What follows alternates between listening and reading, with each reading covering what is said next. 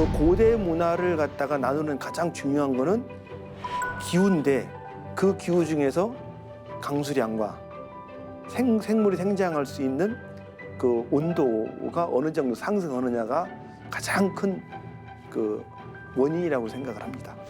1도만 높아진다고 하더라도 그 생물들이 자라는 환경 완전히 달라지거든요. 강수량도 많아지고 생장 온도도 평균 기온이 조금 높아지고 그러니까 어떻게 돼요?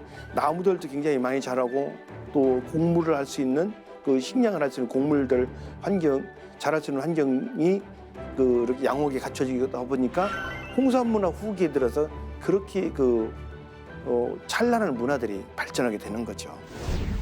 기후가 변하면은 바로 내일 모레 일주일 후에 닥치는 우리 건강 문제가 닥칩니다. 그 추운 기온이 갑자기 열흘 스무 날 가잖아요. 그러면은 이건 감기가 아니라 별도의 질병이 나타나기 시작을 해요. 그런데 그게 갑작스레 뭐 몇 달, 1년, 2년 갔다 그러면 어떻게 돼요? 수많은 질병으로 적응이 안 되니까 거기서 그 치유가 안 되면 어떻게 돼요? 인구가 격감을 해버리는 거죠. 예, 그리고 이렇게 사실 이 홍산 문화가 상당히 어떤 문명의 하나의 형태로 발전을 해오다가 사실 이 홍산 문화도 결국은 쇠퇴할 수밖에 없었지 않습니까? 근데 교수님께서는 이게 홍산 문화의 쇠퇴를 서서히 쇠퇴한 게 아니고 급격하게 됩니다. 이게 소멸됐다고 하던데 그 내용은 어떤? 홍산 문화가 그렇게 찬란하던 문화가 어느 날 갑자기 쇠퇴기가 안 보이고 확 자빠져요. 그러면은 그렇게 할 수 있는 거는 전쟁이라든지 그런 것보다는 기후변화가 가장 큰 원인이라고 봅니다. 그 기후변화에서 일차적으로 오는 게 몸에 적용할 수 있는 그 질병 구조 있잖아요. 질병 구조가 이제 바뀌어버리거든요. 바뀌어버리면 어떻게 돼요? 이게 세균성 질병 같은 경우는 그 감염이 그 물을 먹거나 그렇지 않으면은 감염이 잘 안 되는 거지만은 이 바이러스성 질환 같은 경우는 이건 물 먹는 거 이런 거 상관없이 그냥 전염이 돼버리잖아요. 그러다 보니까 그런 기후 변화에 의해서 그 감염이 되는 그 질병에 의해서 인구들이 현저하게 줄어드는 것 같아요. 그렇다고 바이러스 감염된다고 다 죽는 건 아니에요. 거기서 견뎌내는 사람도 견뎌내니까요. 그래서 갑작스레 그런 기후 변화에 의해서 인구들이 대폭 줄어드는 거죠. 대폭 줄어들며 또 나머지 인구들도 어디론가 떠나버리고 그러다 보니까 아까 말씀드렸듯이 그 기후 변화에 의해서 생존의 나머지 에너지만이 소비가 가능한 인구만 남았던 것이 아닌가 이렇게 생각합니다. 예. 교수님 기후 중심 하여튼 강수량 그리고 이제 이 질병이라는 이런 개념들이 상당히 중요하게 어떤 고대 당시 어떤 문화를 설명하는 데 중요한 개념으로 아마 등장하고 있는 것 같습니다. 어떻게 본다면은 지금까지 우리가 생각했던 어떤 기물 중심의 고고학에서 새로운 그런 시각을 이제 저희들에게 이제 보여주는 것 같습니다. 홍산 문화가 소멸하게 된 원인도 이제 이 기후와 저는 질병, 기후라고 봅니다. 예, 이 기후에 따른 질병도 사실은 기후하고 밀접한 영향을 갖고 있기 때문에 이 질병에 이 홍산 문화를 붕괴시켰다는 것을 조금만 더 상세하게. 이거는 지금 이제 제가 자료를 계속 모아가면서 분석을 하는 건데 의학하시는 분들이 조금만 도와주시면은 이게 조금 더 확정적으로 얘기를 할 수가 있을 것 같은데요. 쉽게 말하면 이런 거죠. 감기 있잖아요. 감기가 왜 드느냐를 우리가 봐야 되는 거거든요. 물론 비타민 D가 부족할 수도 있는데 갑작스레 자고 일어났는데 감기가 든단 말이에요. 그건 잘 때 방이 추웠거나 무슨 현상이 일어났던 거죠. 그렇게 되면은 그것이 이제 그런 형태로 지속이 되다 보면은 몸에서 적응이 안 되는 게 아니라 내성이 없는 병균이 들어올 수가 있는 거죠. 그럼 내성이 안 된 병균이 들어왔을 경우 특히 이제 바이러스성 질환인 것이 감염이 되면은 하루 저녁에도 이틀 저녁에도 일주일 내에 수많은 사람이 죽어나갈 수가 있는 거죠. 그리고 저는 그게 어떤 형태로인지는 모르겠지만은 그 페스트라는 병 있잖아요. 전 세계에 쥐들이 그렇게 많잖아요. 근데 페스트가 있는 병이 있고 없는 쥐가 있고 페스트균이 있는 쥐가 있잖아요. 그러면 페스트균이 있는 쥐 있잖아요. 쥐가 생존할 수 있는 조건을 한번 따져보자 이거죠. 그러면 분명히 뭔가가 나온다고요. 우리 철새 있잖아요. 철새가 이동하는 그 시점은 조류독감 때문에 또 난리가 나잖아요. 저는 그런 현상들이라고 봅니다. 그런 현상들이 있었기 때문에 그 홍산 문화라는 것이 한 번에 이제 무너졌는 건라고 보는데, 한 10여 년 전에 그 내몽골에서 그 유적 하나 발굴했는데 갑작스레 거기에서 사람들이 한꺼번에 굉장히 많이 묻힌 현상이 나타났어요. 나타났는데 그 유적을 처음 갔다 온 사람들이 저한테 똑같이 다 얘기했어요. 이거는 그 집단 학살이다. 집단 학살이었기 때문에 제사를 지는 희생물이었다. 그래가지고 사람을 한 번에 죽여서 그렇게 쌓아놓은 거다. 그렇게 얘기를 했어요. 그런데 제 제자가 와서 그 얘기를 굉장히 구체적으로 하더라고요. 그러길래 교수님 그렇게 해가지고 사람을 한 번에 몇십 명을 쌓아놓고 그 확 불질러서 죽인 것 같다고 그런 얘기를 해요. 그러길래 그래서 사진 찍은 거 있니? 그랬더니 찍어온 게 있다고 그래요. 그러길래 사진 이거 꺼내봐라. 꺼내보고 쭉 설명을 들었더니 이거는 제사의 희생물이 아니다. 이건 질병에 의해서 한 번에 죽은 거다. 그리고 나중에 이제 그 유적지를 갔어요. 그 유적지를 갔는데 그 다행히 그 발굴했을 당시 현장 지휘하던 그 분이 저한테 상세히 안내를 해주더라고요. 안내를 해주는데 별로 그 겁을 안 먹는 저도 그때는 이건 아니다 그래서 마스크나 모든 거를 다 하고 들어갔어요. 거기를 하러 들어갔는데 그 무덤에 그 사람 시신이 뼈가 쌓여 있는 걸 가봤더니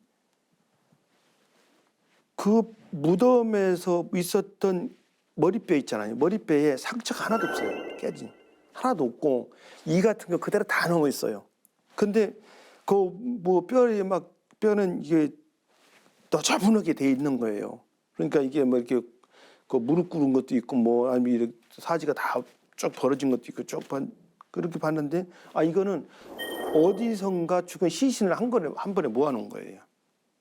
어디선가 죽은 시신을 한 번에. 그렇지 않으면은 누군가 타살했다 그러면 머리가 깨질 수도 있고 얼굴 뼈도 깨질 수도 있고 이빨도 부러질 수가 있는 거예요. 아니면 다리뼈도 부러질 수가 있는 건데 그런 거 하나도 안 보이는 거예요. 그럼 뭐냐? 이거는 순간에 한 번에 죽은 사람들을 모아서 거기다 놓고 불질르고 떠난 거예요. 이거는. 그 유적지의 그 연대랑 홍산 문화가 무너진 연대랑 거의 같아요. 그래서 이제 제가 이제 그 발굴했던 그 선생님한테 그 직접 여쭤봤는데 패스트 감염이 되지 않았나 이렇게 본다고 그러시더라고요. 그래서 그 패스트보다는 그때 내몽고 지역을 강타했던 기후 변화에 의해서 그 전체적으로 사람들이 질병에 감염되지 않았나, 바이러스성 질병에 감염돼서 한 번에 그런 일이 일어나지 않았나 그렇게 생각을 씨는 어떠냐고 이제 여쭤봤더니 그건 생각을 못 해보셨다 그러더라고요. 그래서 그 중국 고고학계에다가 그런 만주 지역에 중국 동북 지역의 고대 기후 변화에 대한 얘기를 공동으로 한번 진행을 해보자 한번 그 건의를 한번 해보려고 그래요. 예, 고대 역사를 밝히는데 이게 기후와 질병의 영향이 중요하고 이건 한번 해볼 만하다는 거는 상당히 공감이 좀 많이 됩니다. 사실은 이게 고대 역사뿐만이 아니고 우리가 그 근현대 세계 역사를 볼 때도 뭐 똑같은 그렇죠. 적용이 가능한데 우리가 그 중세의 몰락을 이야기할 때도 질병을 보통 이야기를 할 때가 있고 또 뭐 1차 세계대전이 왜 종결됐냐 이렇게 이야기할 때도 당시 돌았던 어떤 뭐 질병, 흑사병이라든가 패스트라든가 이런 거를 이야기하는 경우가 좀 많이 있는 것 같습니다. 그런 면에서 그 질병은 어차피 이제 기후하고도 밀접한 영향을 갖고 있기 때문에 상당히 그 중요한 요소인 것 같습니다. 그런 면에서 볼 때 홍산 문화가 그런 그 질병이라든가 기후 때문에 교수님 말씀대로 한순간에 이게 그 붕괴됐다는 게 이제 참 안타까운데 그러면 이 홍산 문화는 그 이후에 어떻게 명맥이 이어지나요? 그래도 홍산 문화 사람들이 다 죽진 않고 다 떠나진 않았거든요, 분명히. 그래서 이제 항상 지금까지 화석 연료가 사용되기 전까지 문화 계승은 사람의 그 혈연적 DNA의 우성 인자들이 계속해서 유지시켜 오는 거거든요. 그런 그 우성 인자들에 의해서 일부가 보존이 됐고, 또 하나는 그 서쪽에서 많은 사람들이 그 홍산문화 지역으로 이주를 해오는 것 같습니다. 왜 그러냐면 서쪽이라는 여기서 얘기하는 거는 홍산문화 지역에서 서쪽으로 한 500km, 1000km 가잖아요. 그러면은 홍산문화 지역과는 상대도 비교도 안 되는 척박한 자연환경들이 있습니다.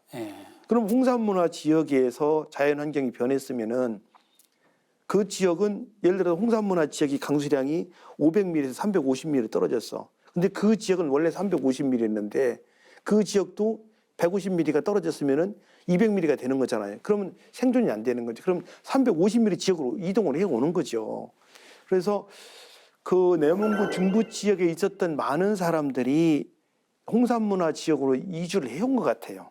그래서 그 원래 그 지역에 남아있던 홍산문화 주민들이랑 또 이제 굴러온 돌들 이들이 합쳐가지고 문화가 이제 하나 만들어지는 것 같거든요. 문화가 만들어지는 것 같은데 그게 이제 소화연 문화라고 그러죠. 소화연 문화라고 그러는데 소화연 문화에서는 그렇게 굉장히 그 다양한 문화 요소들이 보여요.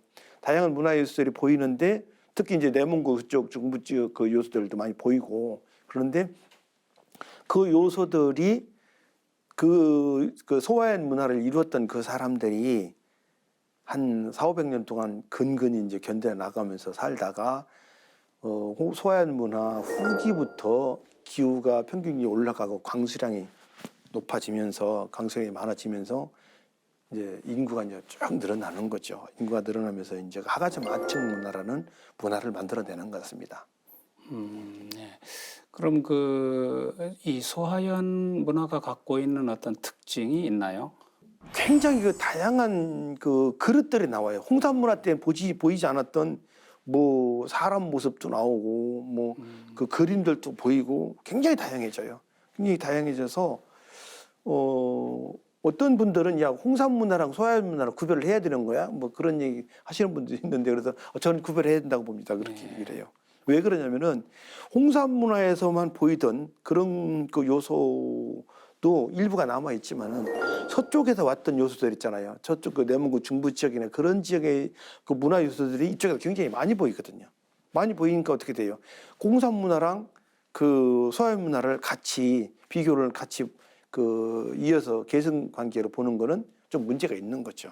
그래서 비록 그 현지에서 홍산 문화 지역에 있었던 그 사람들이랑 외부 지역에 온 사람들이랑 그 융합을 해서 새로운 문화가 이루어진 거라고는 볼 수 있지만 그래도 그 지역의 혈연적 DNA 이런 구조가 계속해서 이어졌기 때문에 홍산 문화의 계승성 이런 부분들이 그 인정이 돼야 되지 않나 이렇게 생각을 합니다. 예. 이제 아무래도 홍산 문화를 우리가 이제 명맥을 잇는다. 뭐 이제 그건 여러 가지 어떤 차이도 있겠지만 아까 소하연 문화와 더불어 가지고 하가점 하층 문화도 지금 말씀을 하시잖아요, 그죠? 그러면 이 하가점 하층 문화는 또 소하연 문화라든가 홍산 문화의 DNA를 뭐 일단 갖고 있다라고 치고 또 어떤 다른 특징을 갖고 있습니까? 그 사람들이 이어져서 그 이루어지는데 그 하가점 하층 문화 때 되면은 기후가 홍산 문화 후기 때보다 더 좋아지는 것 같아요. 그래서 하가점 하층 문화 때 되면은 황하 유역에서 산동 지역에서 있었던 사람들이 대거로 올라오는 것 같아요. 아까 말씀드렸듯이 평균 기온이 10도시에서 최저가된 사람들 있잖아요. 이 사람들이 다시 평균 기온 10도시 지역으로 옮겨오는 거죠. 그러다 보니까 그 남방에서 그 평균 그 기온 10도시에 살던 사람들이 갑자기 12도시가 되니까 이거 10도시 지역으로 가자. 그 10도시 지역 보니까 이게 옛날 홍산문화 지역이고 그 지역이 보니까 10도시가 되는 거죠. 그러니까 야 여기서 살자고 이제 사는 거죠. 그래서 하가점 하층 문화 때 그 시기에 이르면은 소위 말하는 황하유역 지역의 문화 현상 그리고 산동 지역의 문화 현상들이 하가점 하층 문화에 보이기 시작을 해요. 그게 그 특징이 있죠. 예, 사실 이제 우리가 일반적으로는 이제 고대 어떤 문화를 이야기할 때는 항상 예. 사실 사람들이 제일 궁금한 건 그 주인공들이 누구냐, 예. 또 어디로 이어졌냐, 이걸 우리가 많이 이야기하지 않습니까? 그 교수님께서는 또 우하량 유적지 그 발굴 인골들 유전학적인 이 검사도 아마 요 자료도 뭐 말씀하신 것 같던데 뭐 그런 것들을 통해 가지고라도 어떤 이게 아까 이야기한 좀 통상적인 주인공 문제라든가 이런 거에 접근할 가능성은 없나요? 있죠. 있는데 이게 지금 샘플이 몇 개 안 된단 말이죠. 샘플 한두 개를 가지고 얘기하기는 어렵거든요. 그 샘플 조사에서 어떤 사람이 굉장히 중요한 DNA가 한국 사람이랑 굉장히 관계가 있다. 뭐 그런 얘기도 하는 사람이 있대요. 그런데 그거를 하려고 그러면 적어도 샘플이 10개, 20개 있어야 하는 거지. 하나를 가지고는 못해요, 그건요. 하나를 가지고는 못해요. 하나를 가지고 못하기 때문에 앞으로 뭐 그 중국이랑 뭐 공동 연구를 해가면서 그런 연구를 해보면은 그 나올 수가 그런 게 좀 규명이 될 거라고 보거든요. 그런데 우리가 하나 그 어떤 문화 현상에 대한 집착을 하는 거는 문화 DNA가 더 중요하지 혈연 DNA는 그렇게 중요하진 않아요. 혈연 DNA, 문화 DNA에서 사람들이 그 생각에 동조하는 사람들이 모여지면 혈연 DNA는 언제든지 바뀌어요. 혈연 DNA는. 그래서 문화 DNA가 우리한테는 더 중요하다고 저는 보거든요. 굉장히 중요하다고 봐요. 연변 지역에 보면은 중국인이랑 결혼한 그 조선족 그 동포들이 많아요. 많은데 그 동포들이 보면은 그래도 우리가 한족이랑 결혼했다 하지만은 우리 그 조선족이고 그러면 그 이 문화가 중요해. 그리고 그 결혼한 한족들도 중국 한족들도 그 니네 얘기가 중요한 것 같아. 나도 니네 문화에서 따라갈 거야. 그렇게 되면은 그것이 문화 DNA에 의해서 결국은 나중에 우리 그 한민족의 어떤 계통으로 볼 수 있는 거고. 그래서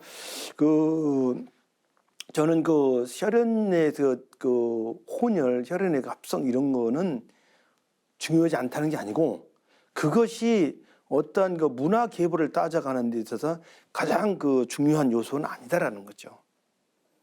그래서 이제 민족과 국가라는 거는 전혀 개념이 다르거든요. 그래서 이제 그 민족이라는 거는 그 사유 체계에 자기들의 어떤 사유 체계를 지키기 위해는 배타적인 행위를 하는 것. 그것이 저는 민족이라고 보고 국가라는 거는 계약에 의해서 형성이 되기 때문에 국가를 형성했던 사람은 그 계약이 원만하게 진행 안 되면 언제든 떠날 수가 있는 겁니다.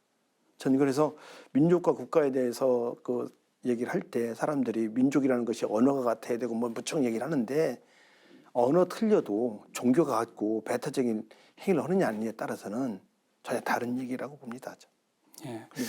뭐 사실 요즘에 역사 전쟁 하도 말이 많아가지고 이제 뭐 여쭤보는 건데 실질적으로 이게 홍산 문화도 마찬가지로 중국 쪽에서도 그쪽의 역사하고 자꾸 연결시키려고 하지 않습니까? 이제 교수님께서 지금 사실 그 문제를 풀어가는 게 아마 이 문화 DNA라는 이제 그 개념인 것 같습니다. 만약 그렇다면은 뭐 아까도 말씀을 하셨습니다만은 그 문화 DNA라는 것은 중국과 한국으로 만약에 한다면 양분시켜 생각한다면은 한국 쪽으로 많이 좀 그 문화 DNA가 그 프로테이지가 조금 높을까요? 프로테이지가 남아 있는 거로 보면 한국 쪽이 높죠. 프로테이지가 남아 있는 거로 보면 높은데 여기서 하나 우리가 전제를 해야 될 게 있습니다. 한국 역사의 무대를 어디로 볼 것이냐는 걸 얘기를 해야죠. 한국 역사의 무대를 어디로 볼 거냐는 그 얘기를 먼저 해야 되는 겁니다. 지금 현재가 영토나 이런 부분에서 가장 좁았던 시기입니다. 좁은 시기예요. 삼파서로 나눠져 있잖아요. 북쪽은 북쪽대로 남쪽은 남쪽대로 전혀 다른 사유체계를 가진 사람들이 살고 있잖아요. 그런데 그걸 갖다가 우리 사유체계와 그쪽 사유체계를 갖다 나눠서 생각해 볼 때 보면은 우리가 홍산 문화를 얘기하고 고구려를 얘기하고 쭉 얘기할 때 그러면은 지금 우리가 살고 있는 그 면적이 가장 적은 거거든요. 그러면은 그걸 갖다가 홍산 문화인들이 왕창 이쪽으로 이주를 해왔느냐 아니면 우리가 얼떨결에 어떻게 하다 이렇게 됐느냐 그런 부분들이 먼저 선결돼야 되는 거예요. 예, 우리가 지금 그 한반도 안에서 한반도 안에서 우리 민족, 우리 역사를 찾을 때 보면은 반도사관이 아니었다 그런다 그러면은 우리는 생각이 달랐을 거고 문화 DNA도 다시 따져봐야 되는 거죠. 그게 이게 이제 그 원래 이제 이런 질문이 아니었던 것 같은데 이런 질문을 해주셔서 솔직히 고맙습니다. 예. 제가 이렇게 이런 말씀을 그 간단하게만 드릴 수 있는 게 그래서 그런 부분들이 우리는 연구가 전제가 되고 나서 홍산 문화냐 하가점 하층 문화냐 아니면은 중국 문화랑 우리 어떤 관계가 있었는가 이런 얘기를 해야 되는 거죠. 문화는 우리가 고립된 산골에서 살던 사람들이 아닙니다. 우리 한민족들은 굉장히 넓은 지역에서 활동하던 사람들이거든요. 지금 유엔에 가입돼 있는 나라의 숫자보다도 더 많은 나라에 가서 활동을 하는 게 우리 한민족들이에요. 한국 사람들이라고요. 그렇기 때문에 그거를 얘기를 하려고 그러면은 우리가 지금까지 가지고 왔던 우리 한민족이라는 개념 있죠. 한국 역사라는 개념을 다시 한번 생각을 해봐야 되는 거죠. 전 그렇다고 봐요. 뭐 상당히 그 좋은 말씀 들었고 그 다음에 이제 교수님하고 이제 대담을 마무리하면서 마지막으로 그 제가 한 가지만 조금 말씀을 좀 드릴까 합니다. 사실 아까 이제 그 역사 전쟁도 이야기했지만 요즘에 그 역사학 논쟁도 참 많지 않습니까? 그 역사학 논쟁들이 대부분 이 상고사의 문제하고 이제 근현대사의 문제가 이게 나타나는데. 이 뭐 역사학 논쟁을 하면서 이게 많이 이제 갈려 있지 않습니까? 뭐 민족 사관도 있고 뭐 민중 사관도 있고 뭐 요즘에는 뭐 강단, 뭐 제야, 뭐 주류, 뭐 비주류, 이런 그 역사 논쟁을 바라보는 교수님의 입장은 어떻습니까? 마지막으로 이거 마무리를 조금 해주시기 바랍니다. 저는 굉장히 좋다고 봅니다. 굉장히 좋다고 봅니다. 아까 제가 좀 전에 말씀드렸듯이 지금 유엔에 가입된 나라보다 더 많은 나라에서 활동하는 대한민국 사람들이 그 나라에 가서 활동할 수 있었던 거는 그 나라의 각국의 사상이나 그 건국 이념 있잖아요. 그거를 어느 정도 동의를 할 수 있기 때문에 가서 활동을 하는 거거든요. 그렇잖아요. 그런데 우리나라 사회에서 그런 훈련을 받지 않았다 그런다 그러면은 절대 그런 활동을 할 수가 없는 거죠. 그 다양함을 나오는 그걸 갖다가 다 인정을 해보고 그래서 그걸 갖다가 솔루션을 해서 최고의 가치를 뭘로 갈 것이냐 이걸 따져봐야 되는 거죠. 내가 생각이 이렇기 때문에 니들 다 따라와라 이러지 말라는 거죠. 그게 문제가 되는 거예요. 그게. 그래서 우리나라 사람들이 다른 나라에서 가서 활동을 할 때 야, 이 사람들을 우리 사상으로 바꿔야 돼 이러지 않거든요. 그럼 우리나라에서 굉장히 많은 나라 사람들이 들어와 있잖아요. 그 사람들을 붙잡아 놓고 너 와서 이거 우리나라 그 생각으로 바꿔. 우리나라 법으로 따져. 바꿔. 이러지 않잖아요. 그래서 니들 그러고 살았냐? 그럼 여기서 살아라. 대신 여기서 뭐 우리들한테 한국 미풍 양성만 깨치지 말고 니네들 저녁에 돼지고기 안 먹는 사람들 돼지고기 안 먹고 우리는 그러도 돼지고기 안 먹는다고 그래서 우리 그 사람들은 너 왜 돼지고기 하면 삼겹살 안 먹어? 혼내지 않잖아요. 그게 한국 사람들의 가장 그 어떤 장점이란 말이죠. 이걸 갖다가 막아놓으니까 어떻게 돼요? 무언가를 할 수 있는 역량을 가진 사람들이 움츠려드는 거예요. 저는 굉장히 많은 사상이 있는 거 좋습니다. 그러면은 대한민국은 세계의 리더국가가 돼요. 그리고 세계적으로 존경은 안 받더라도 존중받는 나라가 됩니다. 전 그렇게 생각합니다. 네. 지금까지 복기대 교수님을 모시고 홍산 문화에 대해서 알아봤는데요. 이 홍산 문화가 동북아의 고대사의 진실을 밝혀줄 핵심 열쇠이자 세계 문명사를 새로 쓰게 하는 문명의 보고라는 것을 이제 알 수 있었습니다. 그 외에도 홍산 문화가 갖고 있는 뭐 특징이라든가 그 홍산 문화 주변의 문화, 그다음에 홍산 문화의 어떤 어떻게 해서 이제 뭐 붕괴됐느냐 이런 여러 가지 내용들을 우리가 상당히 흥미롭게 들었던 것 같습니다. 앞으로도 더 많은 발굴과 더 많은 연구, 특히 교수님의 더 많은 연구를 통해서 홍산 문화의 참 모습이 드러나기를 기대하겠습니다. 교수님 말씀 감사합니다. 고맙습니다.